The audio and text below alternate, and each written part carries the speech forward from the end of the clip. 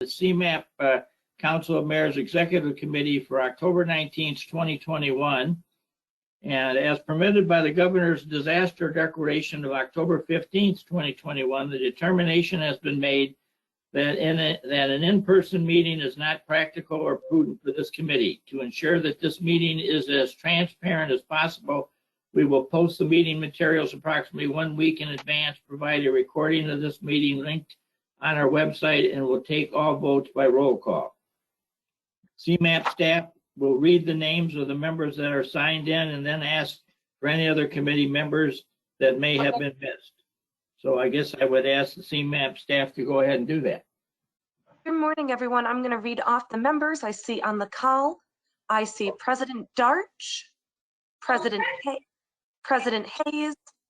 President Sherwin, President Gallagher, President Brady, President Warner, President Einhorn, President Austin, Mayor Schelke, President Skillman, Mayor Rockingham, President Ryback, Mayor Berent, Mayor Kurtz, and I believe we just had someone in the chat box.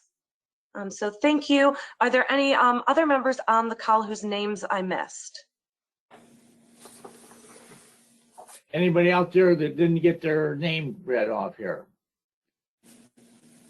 So obviously we have the necessary quorum to conduct the business of this meeting. I appreciate everybody's willingness to turn out.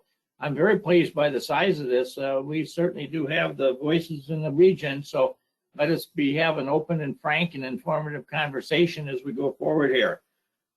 Moving to item number 2, which are agenda changes and announcements. Do we have anybody that has any ideas or questions about the agenda or wants to make an announcement of some type? All right. If there's no agenda changes, we'll move on to announcements. This meeting will be recorded. Jared, can you please confirm that the recording has begun? I believe we can say that it has. Make sure you use your full name in the GoToMeeting. You can edit your name by going to the top left corner of the screen and click GoToMeeting, edit your name. Please use the mute function through the GoToMeeting feature on your phone. This will help eliminate excess background noise. Those on the phone can also press *6 to mute and unmute themselves. You are welcome to turn on your camera for now. Once we begin the presentations, please turn your camera off unless you are presenting. If you have any questions during the meeting, please use the chat box, which the staff will be monitoring. When making a motion, please include your name so the staff can properly record it. That being said, we'll move to item number 3 on the agenda, which is approval of the minutes for the July 20th, 2021 meeting. I would entertain a motion to approve the minutes from the July 20th, 2021 meeting. Please remember to unmute yourself and state your name prior to make any motion. This is Mayor Rockingham. I'll entertain that motion. Okay, moved by Mayor Rockingham. Do I have a second? Alice Gallagher seconds. Alice Gallagher seconds. I guess then, are there any questions from the chat box, Douglas Perry? Okay, Mary will now lead us in a roll call vote. Okay, President Lungmiss, Yes. President Darch, Yes.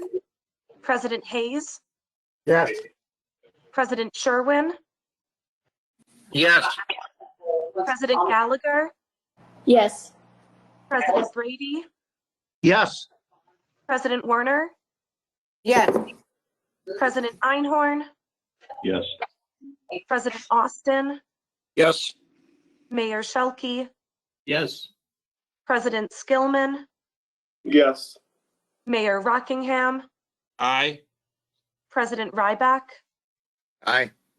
Mayor Berent, Yes. and Mayor Kurtz. Yeah. The motion to approve the meeting minutes is approved. I'll move to item number 4 on our agenda, which is a CMAP update. And Erin Allman's going to do this, but before she starts, I just want to make an observation here. being the chairman, I have the opportunity to have some regular sense of conversation with Erin and her staff in Chicago.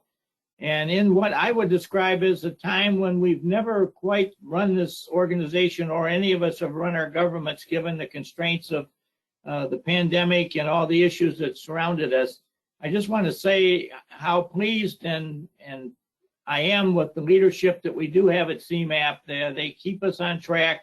They inform me as to what's going down, what's happening at a time when, you know, some people are saying that government has kind of stopped producing or working as it should. And I will tell you that CMAP staff is working overtime on this whole situation and keeps kind of everything in line, doesn't let anything slip by us. And we are really fortunate to have the staff under Erin's leadership that we do have. So I just wanted to make that statement before I go any further, because I really do have a fond appreciation for the job that's now being done for us. So Erin, I'll turn it over to you. Thank you, Mayor Schilke. And let me just echo that back to all of you as public officials, elected officials. I'm sure you didn't sign up to lead your communities through a pandemic either. So I recognize that this has not been easy, and we have had to make some decisions that, you know, we probably never imagined having to make in regards to public health and for your own staff and for your personal families. So again, I look to all of you as leaders across the region as inspiration for us doing our work here, because I really, you know, my work is just to be the facilitator, bring us all together, talk about how we can spend the region's resources effectively. But I know that your, you know, conversations with your community members are more intense than mine are. So the appreciation goes right back out to you all. We are working in the office on a rotating schedule right now. So our offices are open, and I know that we haven't had the chance to meet in person in quite some time, but if you do happen to be downtown Chicago, I would love to show you around. So please do give me a buzz. I'd be happy to show you the cool offices and the historic perspective that we have here in our office. But we are looking forward to the day when we can get back together. This last week, the CMAP board and the MPO policy committee members met to talk about a number of regional issues. The two items on the agenda that we spent the most time on were IDOT gave a presentation of their data-driven decision-making tool that they have out for public comment right now. So I'm sure they would love to hear from you on what sort of metrics or measures we should be using as they're thinking about spending their limited resources on expansion projects only. So they have lots of data, asset management rules that are in place for how they deal with sort of maintaining existing bridges and roads that they maintain on a daily basis. But this tool really will help them support sort of a transparent, data-driven method of looking at how, when we build new, when we expand the existing system, what should we be measuring? So they look forward to your input, and we'll be providing some input too. One of the things that is of interest to us is how they measure, take into account regional considerations here, and what that partnership looks like. As you know, we do a long-range plan, we evaluate projects that are good for our region too, so we want to make sure that we're stepping up and making sure those projects are in the best interest of the region and our communities here. The other thing that we spent some time talking about was the Americans with Disabilities Act. Our region is not in compliance with ADA. When we looked at the Metropolitan Planning Council did a look at a number of the communities that are required to have ADA transition plans, and we are woefully behind in meeting this, this rule. So CMAP is in the process of developing a program that will probably be a decade length of time to get us into compliance across the region, but building capacity internally. So we have staff that can assist your staff in developing ADA plans or transition plans. Hiring a consultant to have on contract. So as you think about our local technical assistance program, we are thinking about adding a program that would be in addition to that, that would have staffing and capabilities and resources for communities to bring their to bring your communities up to compliance in terms of the Title II rules and regs that we need to meet here. And I do think one of the things that I've been talking to folks about is this, as we've been talking about equity and more equitable outcomes for communities, making sure that communities are accessible, that people can, access not only the transportation system, but the sidewalks and the public buildings and all of those places in your community is a great opportunity for us and our region to show some leadership. So I wanted to share that with you all as well. Just a couple other notes that come to mind. We had our annual State of the Region event, our first what we hope to be an annual event. We did a public opinion survey. I know that many of our board members participated in the videos. We had a couple of awards for leaders across our region who met the goals of the 2050 plan and who are really exemplary of what it is the 2050 plan is trying to accomplish. So we just thank you all if you participated or if you joined in. I do believe we have a number of resources available if you're interested in seeing what the public said about some of our 2050 priorities.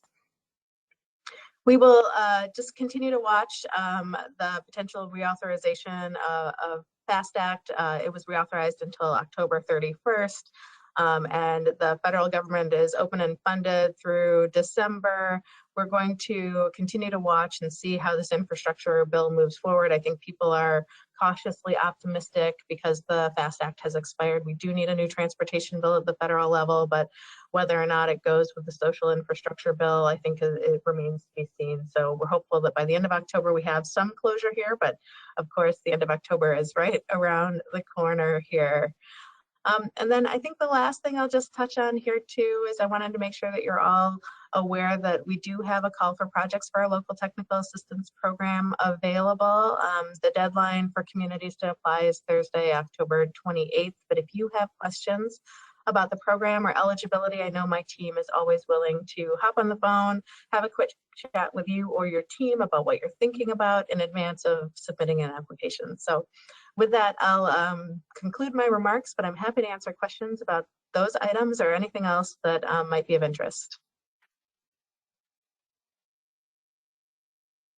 Any comments or questions for Aaron?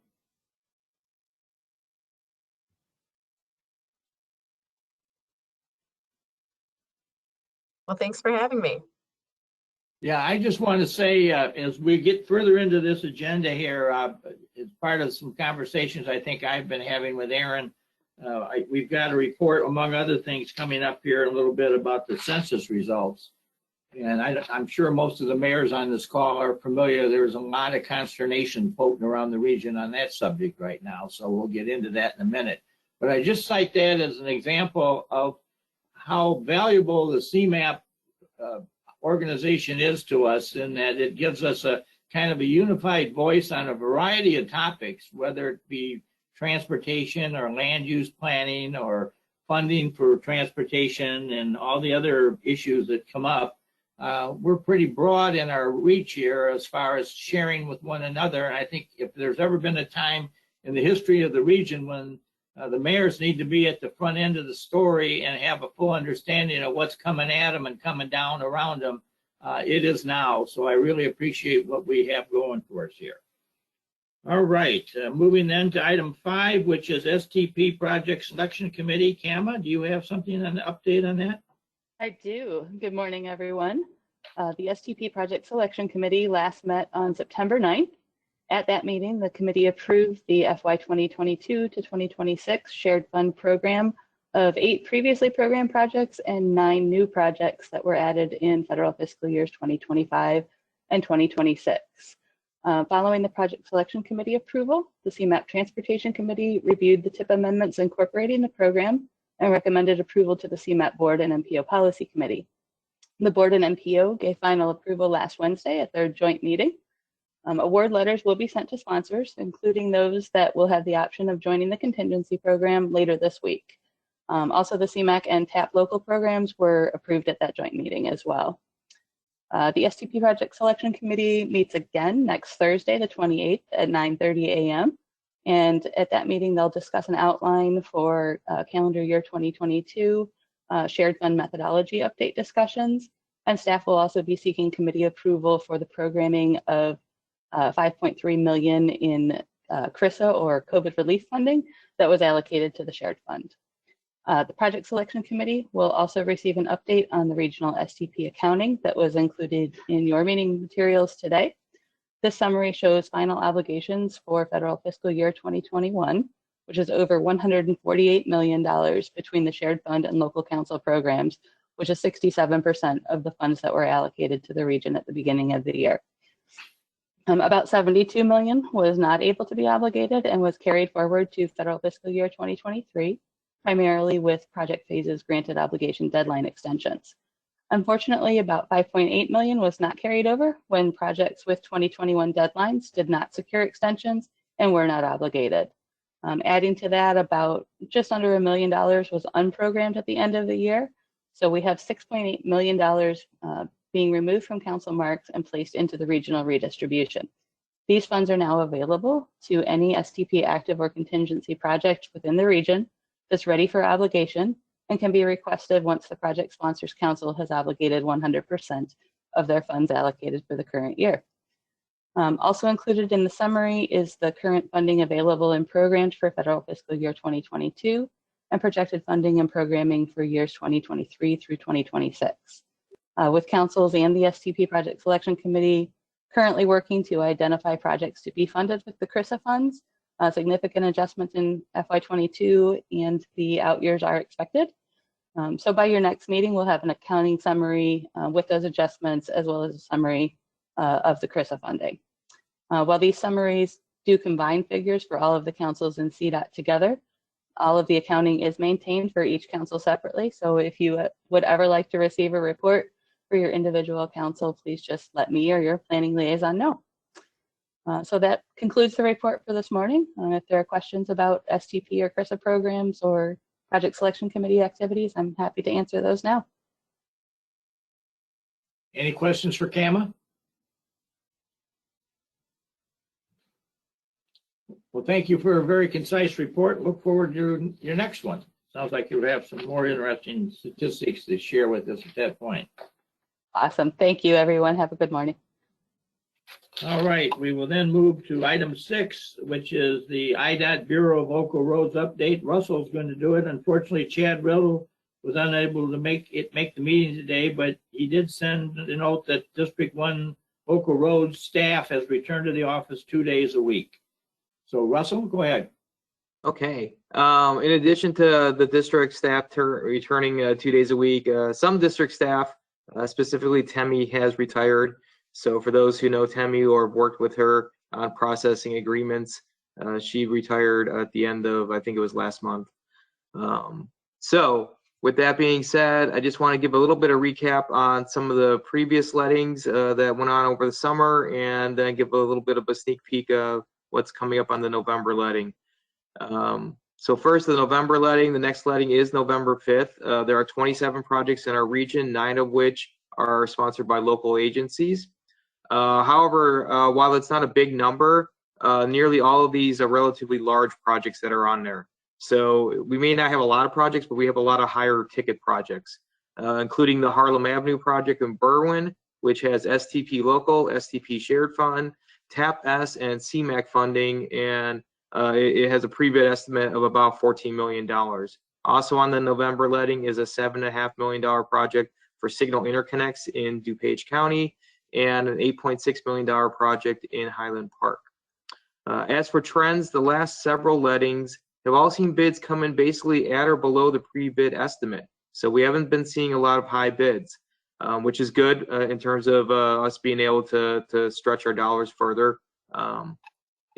You know, there are a lot of discussion about material cost and labor cost and supply chain issues, but thus far, we have not seen that reflected in the bids. So perhaps going forward, maybe bids will start coming in a little bit higher. But as of late, and this is going back through the June letting, so I think it's the last 3 lettings, we have not seen bids coming in high. And in fact, nearly all the bids have been at or below the pre-bid estimate. So either IDOT's getting much better at estimating, which might be, or we haven't seen some of these issues affect the bid process quite yet. So with that, I'll take any questions. Any questions of Russell? Well, thank you, Russell, for that update. appreciate the good communications, connections that we keep with IDOT, because obviously they're the ones that say yay or nay to a lot of things all of us are trying to do. So we obviously got to keep ourselves in very close relationship with those folks. Moving then to 7, which is the Unified Work Program. And Lenny's going to give us this. Lenny, would you give us an overview of the PL scope of services for fiscal year 2023? Absolutely. Good morning, all. Lenny Canada here from the North Central. I'm speaking on behalf of myself and Mike Clemens from the Lake County Council of Mayors. The scope of services from this year is the exact same as last year. Last year, we instituted a few new items as far as how we track our time. We try to divide it up based on task. We've started tracking that this year. We haven't really reviewed those numbers yet. There has been substantial turnover within the PL program. So we're kind of working with the new PLs to figure out how we could standardize that across the board. Additionally, because of the substantial turnover, I had budgets due to me this coming Friday, since the final UWP submission is the following Friday. About 50% of the councils have turned their budgets into me. We're working on it all through a live document. And once again, because of that substantial turnover, we're kind of working with some of the COG directors to make sure if they lack a PL or it's a brand new PL, that the budget is completed. So we are working with them on that. I do not foresee a substantial increase or a decrease in our overall federal ask. Last year, if you do remember, we did standardize the 80-20 split. There was numerous positions that were funded at a 50-50 split. Once again, going forward, that will be 80-20. In nature, pretty much everything is the same. If there are any new mayors on the Council of Mayors would like to know more about what the PLs do, I'd be more than willing to get into that. But I'll take questions at this point. Any questions of Lenny? If not, we need a motion and a second to approve the PL scope of services in the fiscal year 2023 proposal to the UWP committee. Aaron Darch, I'll make that motion. 3 seconds. And we have a motion and second for the approval of the PL scope of services in the fiscal year 2023 proposal for the UWP committee. Any questions or conversation about that? If not, I'd ask Mary to please call the roll. Okay, President Lungmas, Yes. President Darch, Yes. President Hayes, Yes. President Sherwin, Yes. President Gallagher, Yes. President Brady. Sorry, that was President Brady. Yes. Thank you. President Warner, Yes. President Einhorn. Yep. President Austin, Yes. Mayor Shelkey, Yes. President Skillman, Yes. Mayor Rockingham, Aye. President Ryback, Aye. Mayor Brent, Yes. and Mayor Kurtz. Yes. Thank you. That's approved unanimously. Appreciate that. That's a very good program and a key to our operation. So I appreciate the continued support for that. All right, we're going to move to item number 8, which is a report on the census results. And we have Elizabeth Ginsburg with us. Elizabeth? Good morning, everyone. My name is Elizabeth Ginsburg, and I am a policy analyst in the Plan Implementation and Legislative Affairs Division. I started at CMAP in August, and I am excited to be here with all of you. The U.S. Census Bureau recently released their first set of data from the 2020 Census Survey, and given the data's primary use for redistricting, it predominantly includes population information, such as total population, voting population over the age of 18, population by race and ethnicity, and total housing unit counts. CMAP staff have been reviewing and analyzing the data to understand the high-level population and demographic shifts in the region while we wait for additional data to be released. Next slide, please. The data primarily shows that northeastern Illinois is growing and becoming increasingly diverse. The region grew by nearly 2%, or 146,000 residents between 2010 and 2020. Although Illinois was one of only 3 states that lost population over the last decade, all 7 counties in the CMAP region experienced growth. Population shifts within the region are varied by race and ethnicity and by geography. Many of you may have heard that we were expecting larger population declines, and those were based on previous estimates provided through the Bureau's Population Estimate Program, or PEP. PEP estimates are projected using data on birth, death, and migration rates, but the census count is generally considered to be the most accurate figure. It may be interesting to know that the slight discrepancy between PEP estimates and the actual census count was observed in several other regions throughout the country, including most of New England and other states in the Midwest. Next slide, please. Despite the regional growth that we observed, the region continues to lag behind other metropolitan areas. It's usually important to look at long-term growth trends when analyzing this, and one way that we do that is to look at growth in relation to a set point in time. This chart is comparing growth in the CMAP region and select metropolitan areas to 1970. Over the last 50 years, the CMAP region's population growth has been relatively similar to that of other older established regions like Boston, New York, and Philadelphia. However, these regions experienced higher rates of growth between 2010 and 2020. Philadelphia grew by almost 5% and New York grew by 6.6%. This can be seen in the continued upward trajectory of the lines for these metropolitan areas over the last decade in the right-hand corner, compared to the flatter line for the CMAP region in the blue. Next slide, please. Within the region, population shifts were varied. Kendall County grew by nearly 15%, adding over 17,000 residents. Will County grew by just under 3%, adding almost 19,000 residents. The remaining counties grew by anywhere from 0.2 to 1.7%.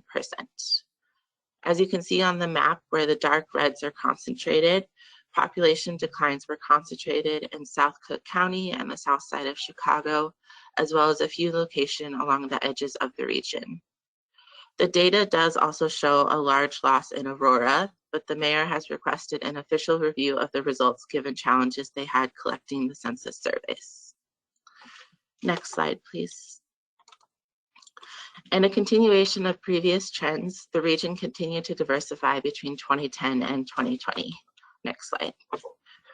Growth was primarily driven by increases in Hispanic and Asian populations. This growth included previously established communities and neighborhoods that grew larger and became more concentrated, as well as Hispanic and Asian residents continuing to move into and diversify the Collar counties. At the same time, the share of the population that identifies as white or Black declined for the 4th decade in a row. We will need additional age and migration data from the Census Bureau to identify more specificity around what is happening with these populations. That will allow us to understand where they're migrating to, where they're migrating from, and how birth rates are changing overall population change. Next slide, please. One other significant change made by the Census Bureau may be contributing to a decline in the number of people identifying with a single race, and conversely, the number of people identifying as 2 or more races. The Bureau updated the race question to ask for additional write-in information regarding origin. This can be seen in the image on the left, which provided additional characters for write-in responses. Using this additional information, some people who may have previously been categorized as one race, such as white or Black, could now be categorized as having 2 or more races. In the image on the right, a respondent who identifies as Cuban, Thai, and Filipino was coded as being Asian in the 2010 census. In 2020, the same respondent was coded as being both some other race and Asian, which would be categorized as having 2 races. The number of people in the CMAP region categorized as having 2 or more races basically doubled over the last 10 years, growing by 125,000 residents. Given the magnitude of this number, this is most likely a recategorization of existing residents and reflects the diversity that was previously existing in the region, but not quite reflected in prior data. Next slide, please. Moving forward, next slide.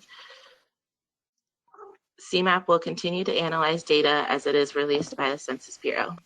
The Bureau has indicated additional demographic and housing characteristics will be made available in 2022, although the exact timing remains evasive.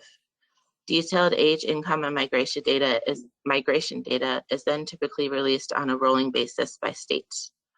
This information presented today, as well as some additional analysis, will be published in an upcoming weekly update.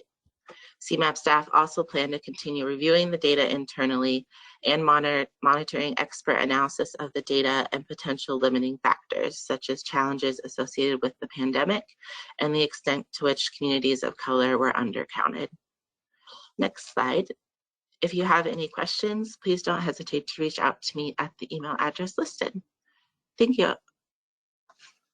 Do we have any questions for Elizabeth? I just want to cite this as an example of the good work that's being done at CMAP. As most of you know, I also am a member of the executive board of the Metropolitan Mayor's Caucus, and we've had several interesting conversations about this, and specifically just to share with everybody here on the call some of the angst that exists out in the region. My immediate neighbor to the south, the city of Aurora, is the one who has taken, I would describe it, the big hit. And they were informed that they had lost, I believe the number was 17,200 plus people had disappeared out of Aurora since the count 10 years before. And needless to say, Mayor Irwin there is quite significantly upset about this whole thing, because if you look at just the impacts that news will have on his local government distributing fund from the state income tax money, we're talking millions of dollars here just in the loss of that. So the city of Aurora has engaged demographers and all kinds of stuff to kind of do their own personal analysis, because they can't find or figure out where 17,000 people left their town.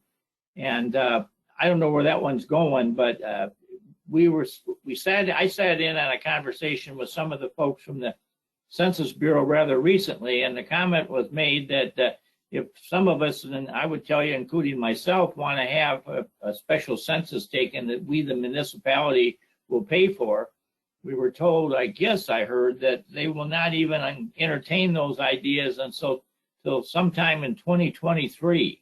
So in the case of Aurora, as they pointed out to me after we got through meeting, that's going to mean a couple $1 million loss to them just by not being able to collect anything from 2022 as far as all this loss and revenue that they're going to experience. So I don't know where all this is going. I'm glad we got the CMAP staff here. We're kind of sitting on top of it, monitoring it, because there is a lot of concern in the area. Does anybody else on this call had any consternation about their census count?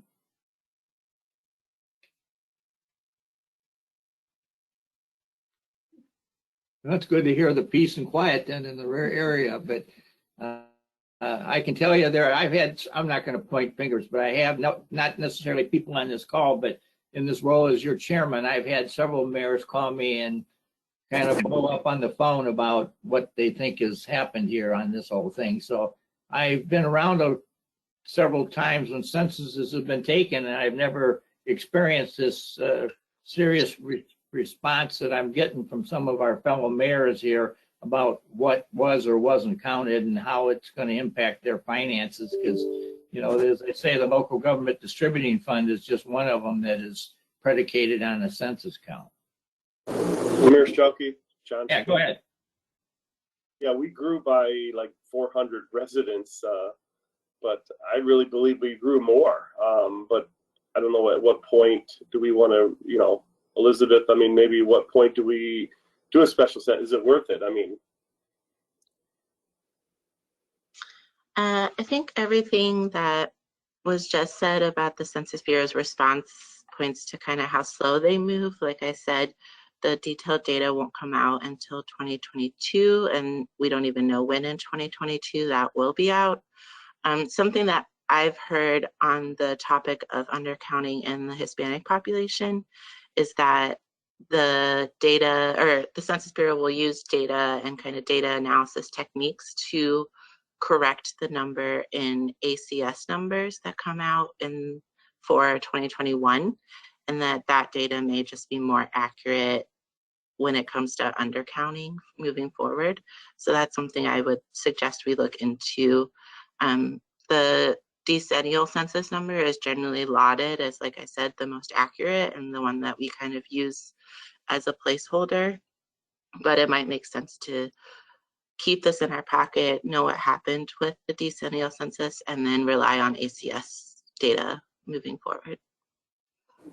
Thank you. Yeah, I mean, I'm happy we grew, obviously, but I was worried Right. that we were going to come under. But I'm sure everybody has the same issues. All right, thank you. I will say, I'll add, sorry, we do expect additional data from the Census Bureau in the next year or two that allows us to compare the 2020 decennial census to the 2010 decennial census. And that's what what places like the American Statistical Association use to compare the quality of the data. So far, they've said that they don't have enough information to say whether or not the data is good. And we're keeping our eye on that as well, just because that'll help us kind of understand a little better. Mayor Schilke, may I make a comment? Certainly. No, it seems to me that we had an unusual confluence here at census time. With the pandemic and all the financial implications, you know, not a lot of people, but some people lost their housing and things of that nature. We had an unusually high amount of vacancies in my town that probably were related to that. Unfortunately, it coincided with the census, and it would not be unrealistic to think that numbers could have been skewed in some fashion because people were transitioning from one location to another during the time that census was being taken. So it wouldn't be unrealistic to think that there were errors made, not conscious errors, but unconscious errors, just because of the timing of the whole thing and the problem we had at that time. Yeah, I just want to say that I certainly have asked Aaron, and obviously we've just heard Elizabeth, that the CMAP staff get ourselves involved in this from a monitoring and analysis perspective, so that would be my proposal that we just make this a regular conversation piece at each one of our meetings and get any latest updates from our staff who's kind of following this thing around, because I don't want to have us go off here half-cocked and make some wild accusations that don't have any substance behind them. But I think it will be to the benefit of the region if we have our staff continue to monitor this and understand what is the latest spin on what's happened and what hasn't happened. Because, you know, I really have some empathy for some of my fellow mayors and village presidents out there who will talk to me about how they think there's something that's not going right here, and that they can see in their own towns that they haven't lost all these people that they're being told that they've lost, or they haven't had the number of people counted given the number of new people who they think have moved in. So it's obviously a controversial subject, and I'm glad we have the CMAP staff that now is on a regular day-to-day watching of this, just to keep us in tune as to what is the right information that's out there, and we're not running off here going crazy saying stuff that has any substance behind it. So I think this is one of the true values of the CMAP organization, to have this ability to do this. So thank you. Mayor Schilke, one other just anecdotal comment is that there are some towns out where I live that if you drive through, it's extremely obvious that they have a high number of vacant houses, but yet, I mean, a really high number of vacant houses inside the city limits, but you didn't see that show up as a reduction in population, which is kind of perplexing to me, quite frankly. If I can jump in, one of the data points in the updated data that we're waiting for is vacancy, so that might be reflected there. And also, I do just want to hand it off to the next presentation. I think they'll be talking about some of the municipality by municipality data and can answer additional questions you all might have. But how would your first comment about vacancies, how is that going to adjust anything? The census is already finished. So they have data on vacancy in the detailed data releases that we're anticipating in 2022. And I will say, like, the tally that they conducted isn't equal to the number that they released in the data so far. There is analysis that goes on in the Census Bureau, but we're not privy to that information just yet. Who would be submitting vacancy data? I don't know of any mechanism that allows that, or that was part of the program. It's collected as a part of the census survey. Well, if there's nobody at a house, how do you collect the fact that it's vacant? I don't understand the exact data metrics of it, but I can look into it and would be happy to follow up with you. Please. I'd like to understand how that happens. Okay, great. Okay, thank you, Mayor Einhorn. Anybody else have any comments or questions at this time? As you can see, this is kind of a testy subject in the region at the moment.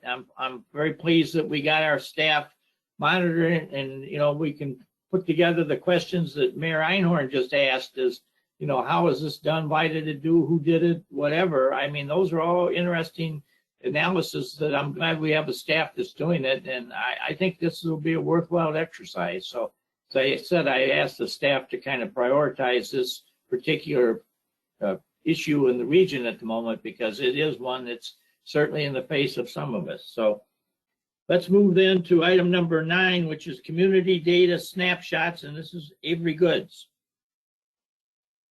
All right, great, thank you. Good morning, everyone, and thanks for having me here today.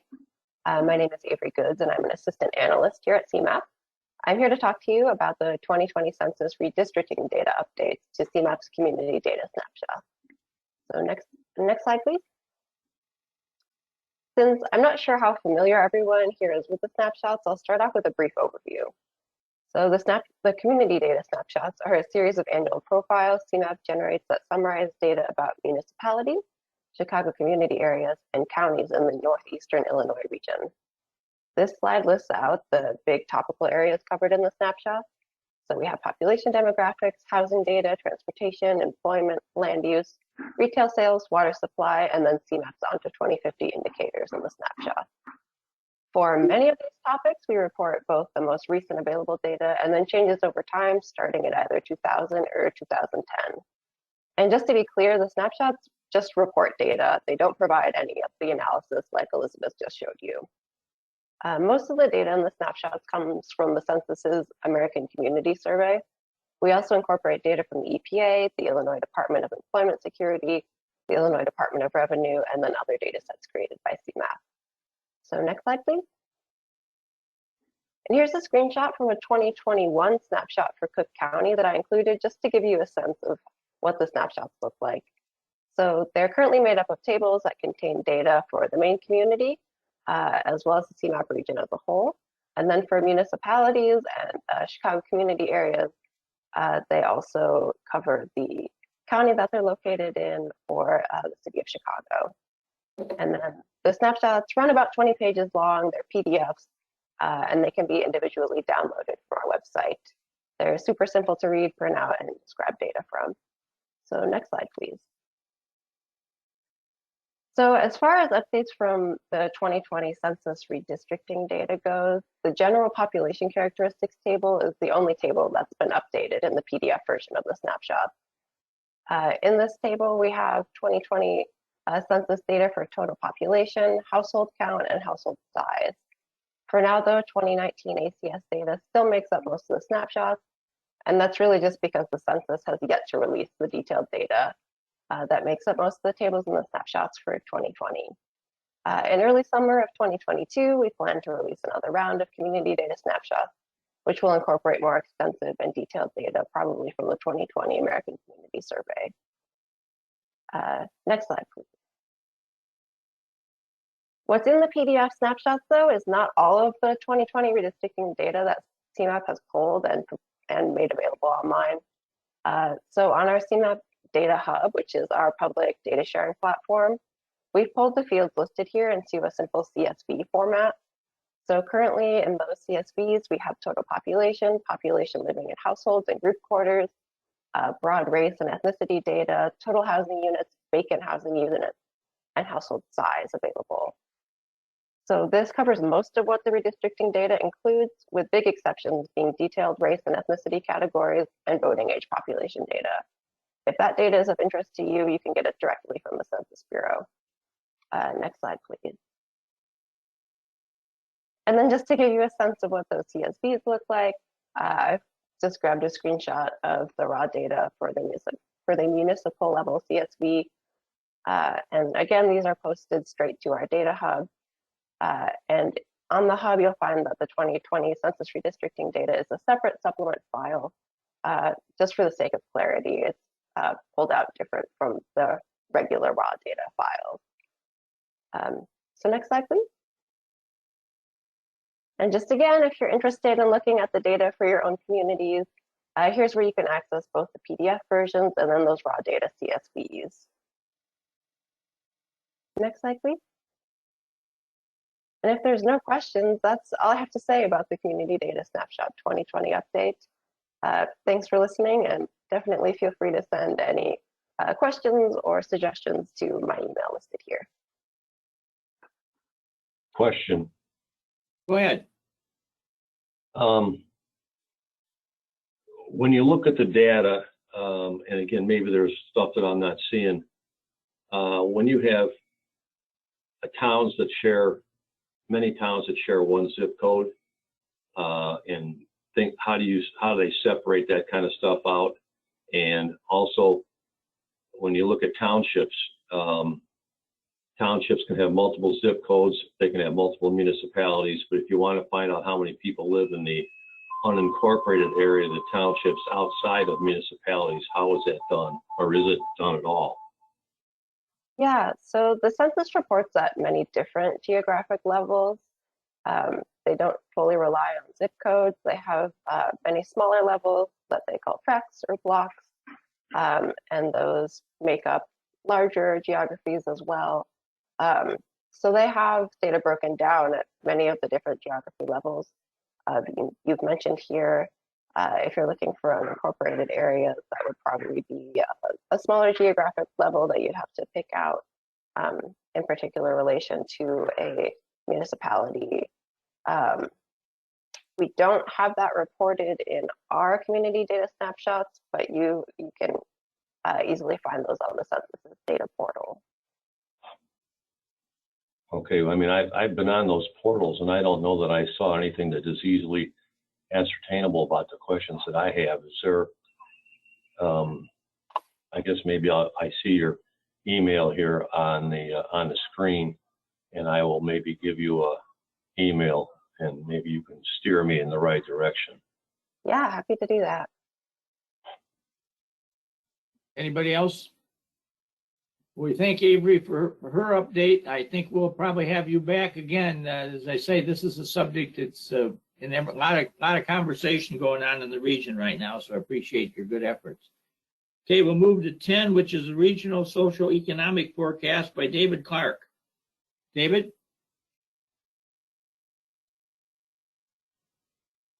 Hello. Next slide, please. Hi, so my name is David Clark, and I'm a senior analyst with the Research and Innovation Group here at CMAP, and I will be talking about our work on the Regional Socioeconomic Forecast that will be accompanying the On to 2050 plan update. Next slide, please. So this is my obligatory first slide whenever I talk about this topic. Why do we forecast? Because it is a federal requirement. All MPOs must develop a forecast as part of the long-range planning process. Next slide, please.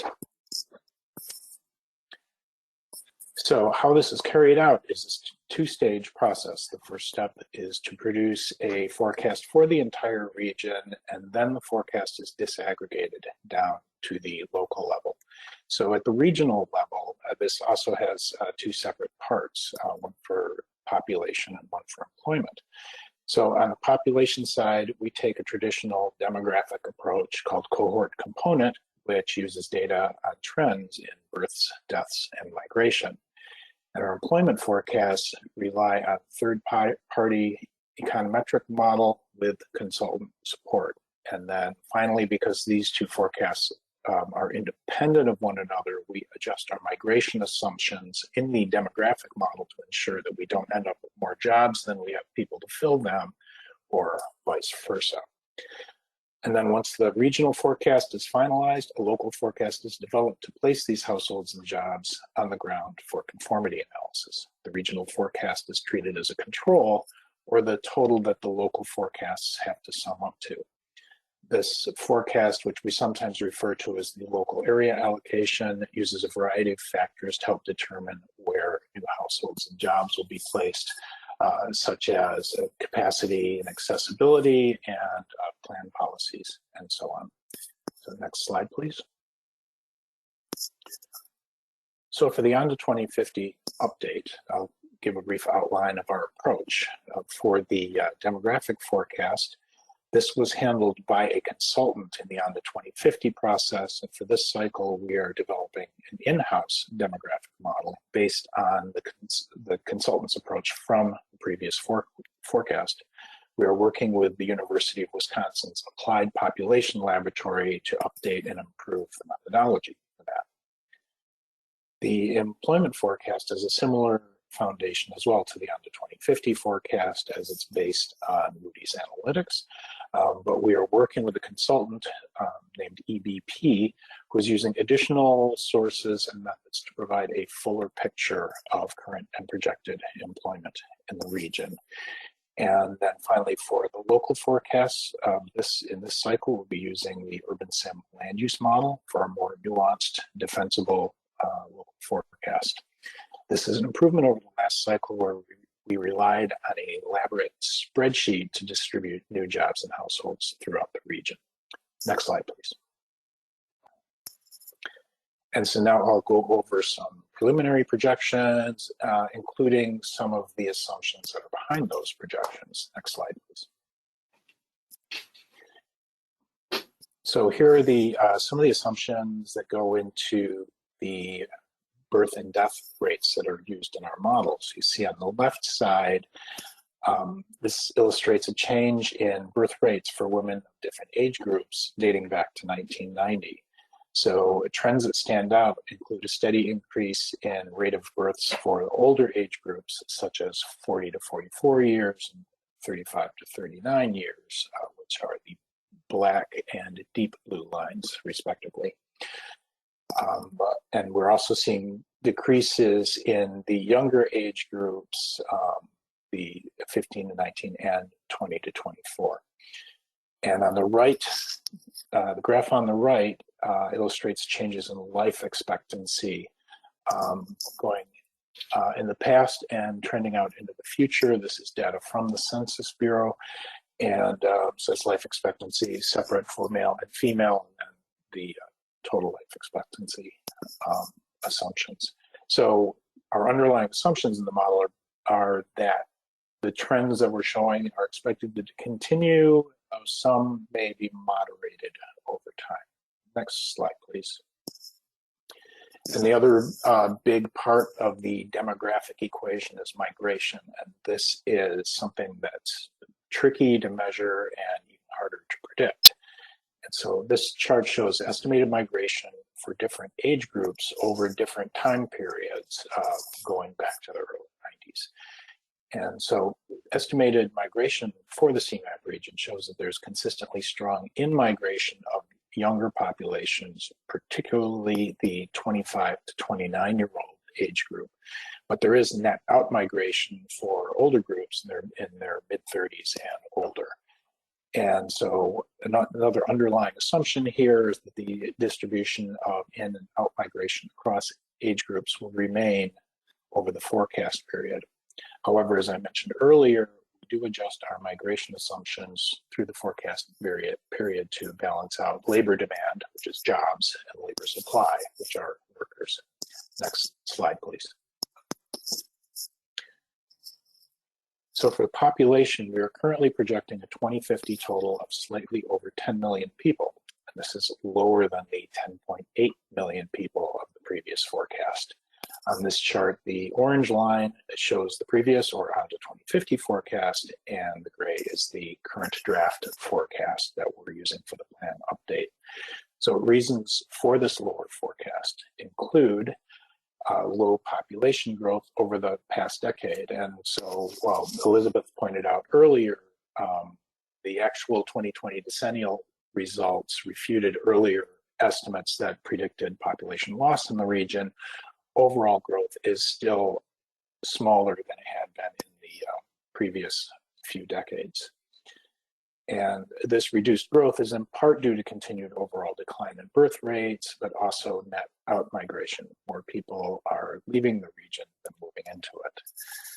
Despite these negative indicators, the long-range expectation is for continued increase in population thanks to an expected growth in employment, which should increase in migration into the region. Next slide, please.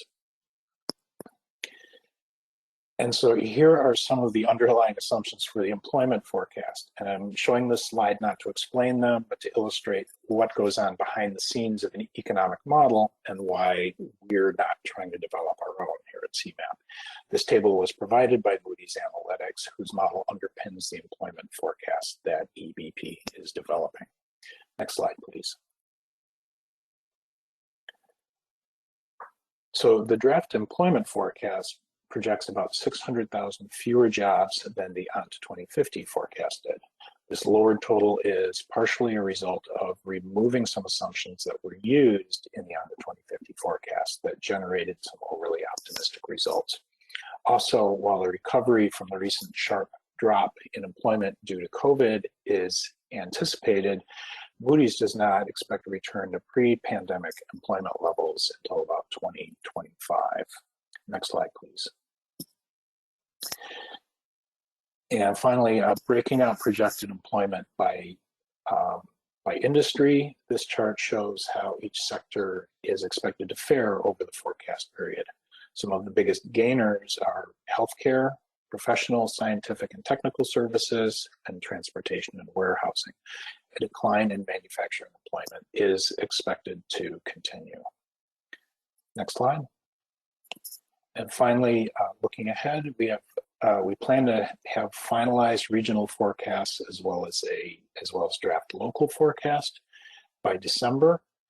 And the table at the right shows what level of detail we plan on providing for the regional forecast and the local forecast. And finally, in late March 2022, we expect to have finalized local forecasts. Next slide. And so that is all I have for my presentation. If there are any questions, I'd be happy to take them. Any questions?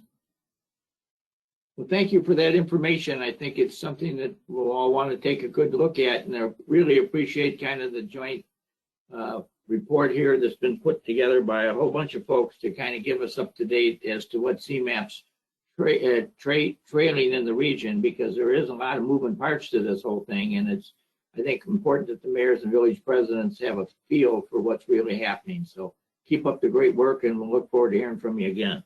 All right, great, thank you. Okay, we'll move to 11, which is the 2022 call for projects, and we will be discussing the recent CMAP RTA call for local planning projects. Jonathan Birch and Lily Nepple will have recorded a presentation to explain the details of the call and are available for questions afterwards. So Jared, can you play this recording for us? Hi, today we'll discuss the 2022 call for projects hosted by CMAP and the RTA. I'll be speaking on behalf of CMAP. This year, CMAP is coordinated with the Regional Transportation Authority to host a call for communities to apply for technical assistance offerings. Through this coordination, the agencies offer assistance to an expanded group of applicants, helping them with planning and implementation. The coordination between CMAP and the RTA provide applicants with interagency expertise, technical assistance, and increased capacity. CMAP is offering 10 types of technical assistance. The offerings focus on helping local governments build their capacity, develop land use and transportation plans, and implement previously created plans. Eligible project types are as follows.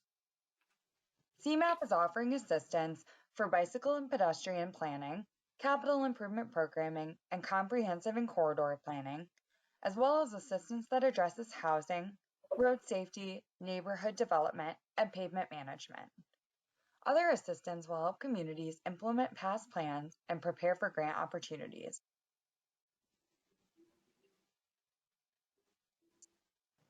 The purpose of the CMAP Technical Assistance Program is to support communities by offering planning and implementation assistance, providing interagency expertise, and local government capacity building. This work will align with the Comprehensive Plan for the Region, on to 2050, and the Regional Transit Strategic Plan, Invest in Transit.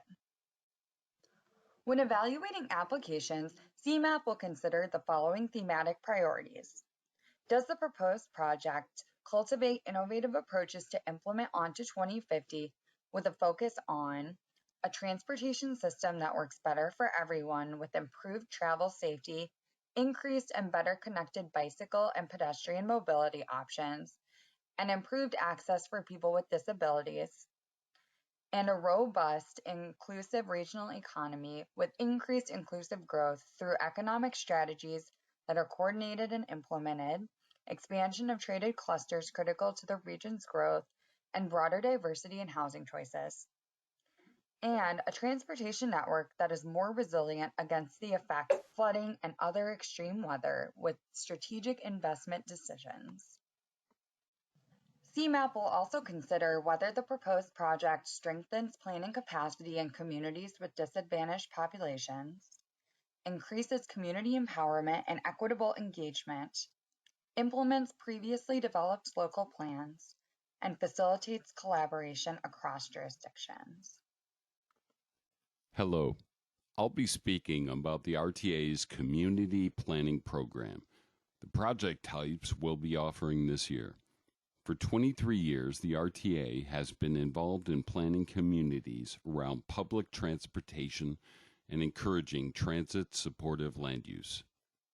By providing funds and technical assistance to complete plans as well as support to implement those plans, the work of the RTA's Community Planning Program has encouraged municipalities in the region to develop walkable and more sustainable communities near transit stations and along transit corridors.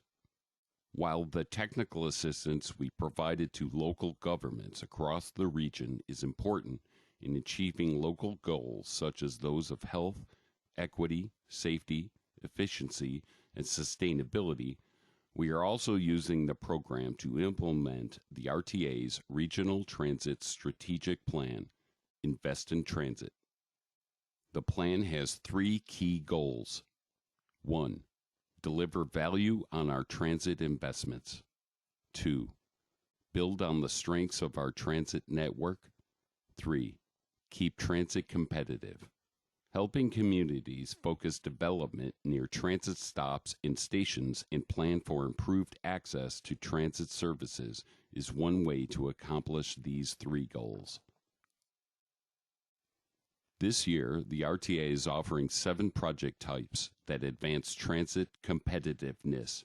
They are transit-oriented development plans, transit corridor plans, special funding districts, developer discussions, TOD zoning code updates, transit neighborhood mobility improvement plans, curb management studies. Applications for the call for projects are due on Thursday, October 28th at noon. During this call, applicants should complete the form linked on CMAP's and RTA's websites. CMAP and the RTA will review applications during November and December and respond to any questions applicants may have. Successful applicants will be notified in January. Most accepted projects are expected to begin within 6 months of notification. Please do not hesitate to contact CMAP or the RTA if you have any questions about the call for projects. Thank you.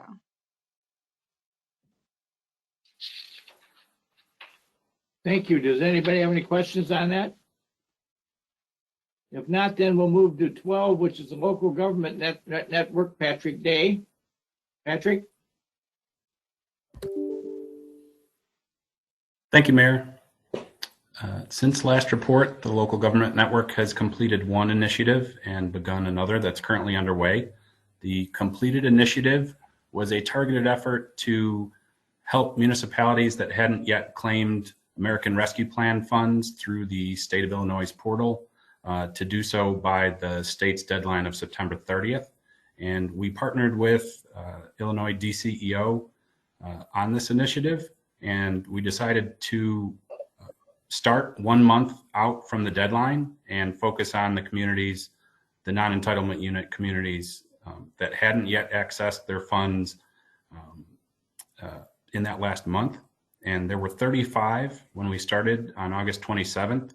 And we sent out messages and then had conversations with those 35 municipalities. And by the end of the month, all 35 had claimed their funds, which were not then reallocated to other municipalities. So I'd like to thank the directors of the COGs who we looped in for conversations. They had good insights on similar sized communities to answer any questions on expenditure of the funds, and DCEO to answer any technical questions. So we're happy to facilitate those conversations and to ensure that 100% of the region's municipalities claimed funds by the deadline.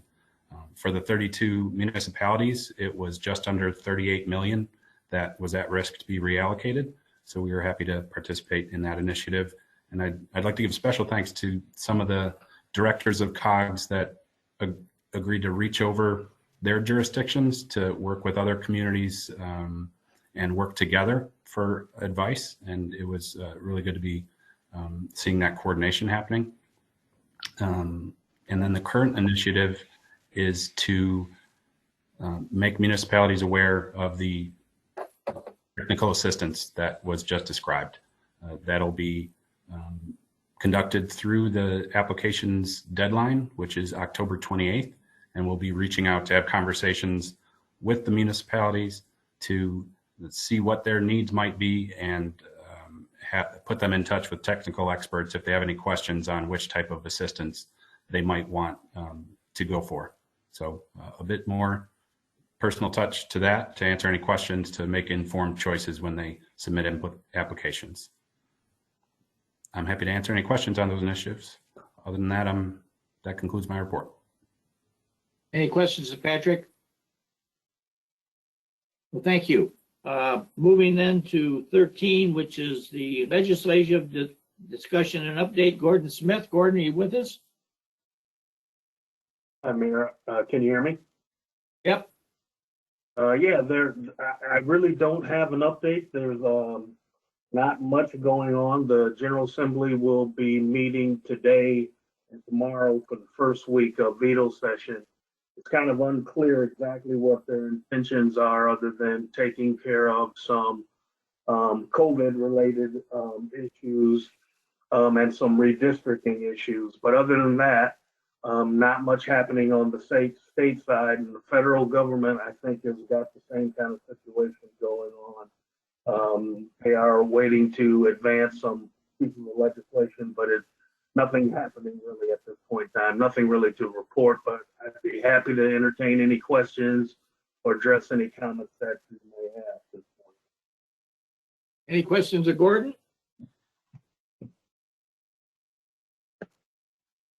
Thank you. Thank you, Mayor. Going to 14, other business. Do we have any other business that anybody that came in late that missed something, or any questions anybody has?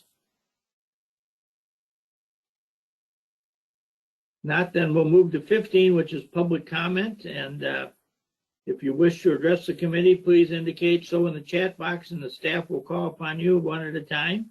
Do we have anybody in the chat box? I don't think we do. We do not, Mayor. Okay. All right. Moving then to 16, which is the proposed 2022 meeting schedule. The scheduling for all CMAP committee meetings is in process. The staff is finalizing proposed dates for next year, and the schedule will be completed by November. Meanwhile, the next committee meeting of the Council of Mayors is scheduled for January 25th. If there are any scheduling conflicts for that date, please let Jared, Terry, or Mary know. The committee will be informed about the schedule for all the Council of Mayors meetings when the master transportation schedule is complete. If there is no other business to come before the committee, I will be adjourning the meeting and look forward to talking to you all and maybe seeing you in January. Does anybody have any last comments they'd like to make before we adjourn the meeting?